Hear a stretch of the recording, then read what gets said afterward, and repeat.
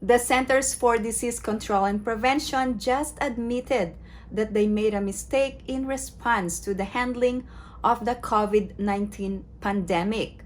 They failed in the areas of testing, science, and communication. Now, the CDC is planning to overhaul or make a reset of the organization. On January 21, 2020, CDC launched its agency-wide response to the COVID-19 pandemic. It has been the largest response to an outbreak since the CDC's history.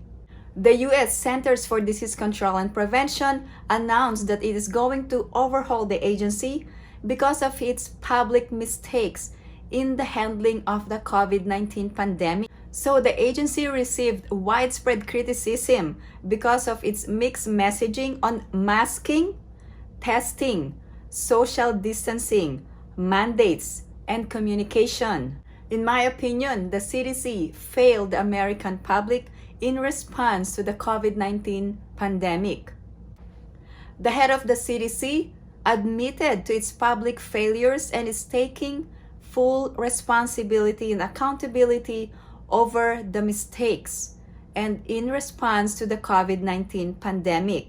However, the White House was heavily involved in the implementation of mask and vaccine mandates, so it should also take full responsibility and accountability to the American public regarding the COVID-19 pandemic as well. Let's talk about the entry requirements for all passengers going to the US. There are three classifications of passengers going to the US. The first classification are US citizens and permanent residents. The second classification of passengers are immigrants or those migrating to the US. The third classification of passengers are non-US citizens who are not immigrants. Here's the latest checklist for US citizens and permanent residents. Valid US passport for US citizen but does not need to be valid for at least 6 months. Foreign passport that is valid for 6 months for green card holders or permanent residents. Customs declaration form and arrival card. Here are the latest requirements for non-US citizens who are immigrants or migrating to the US. First, you must have a foreign passport that is valid for 6 months and beyond. Second, you must have a valid visa and other supporting documents. Also, you must fill out the CDC attestation form. And you must also fill out the customs declaration form and arrival card. Here are the list of requirements for non-US citizens who are not immigrants or those holders of temporary visa. First, you must have a foreign passport that is valid for 6 months. Also, you must have a valid visa even for transit passengers. Proof of vaccination or covered exemption from COVID vaccination. Also, CDC attestation form, customs declaration form, and arrival card. For non-US citizens who are not immigrants, you must be fully vaccinated to travel to the USA. Here are the travel protocols for non-US citizens who are not immigrants. If you are a non-US citizen, you must be fully vaccinated. However, there are exemptions.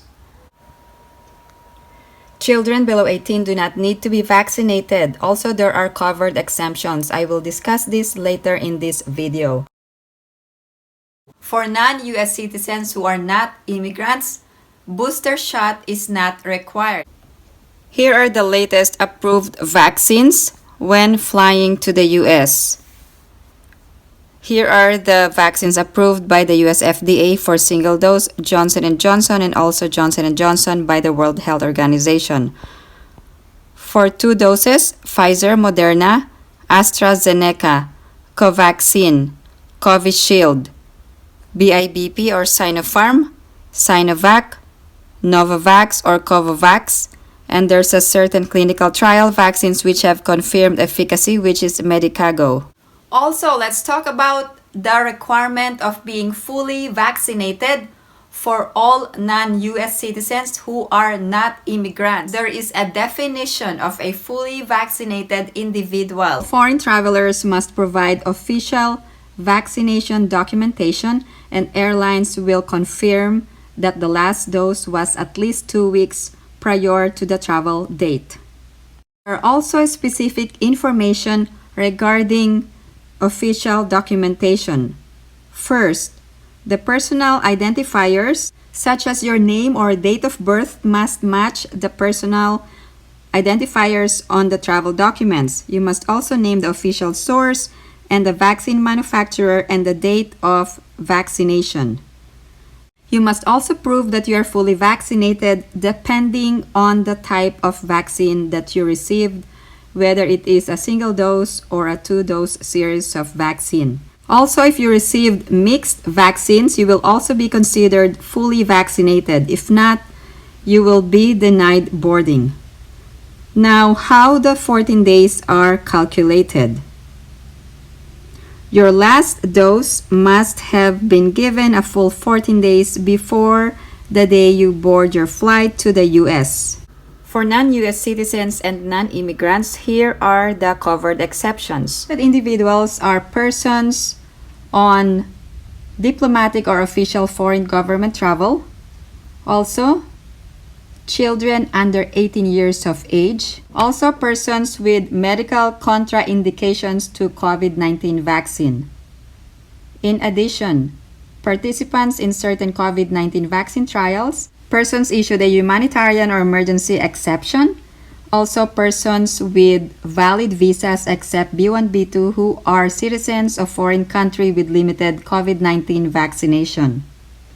Also, members of the U.S. Armed Forces or their spouse or children under 18 years of age. In addition, sea crew members traveling with a C1 and D non-immigrant visa. And persons whose entry would be in the national interest as determined by the Secretary of State or Secretary of Transportation. Now, if you fall under any of these exceptions, you will be required to attest that you are exempted from the requirement to present proof of being fully vaccinated against COVID-19. Even if you're exempted but you plan to stay in the U.S. for more than 60 days, you will have to attest that you will arrange to become fully vaccinated within 60 days of arriving in the U.S. unless you are not allowed medically or too young to get vaccinated. U.S. citizens and permanent residents are not required to fill out the CDC attestation form. This is only required for non-U.S. citizens who are not immigrants, and these are for passengers 2 years old and above. There are actually 5 pages to the latest CDC attestation form, and it has an expiration of December 31st, 2022. Let me know your thoughts regarding the reset or overhaul of the CDC. Please post in the comments section below.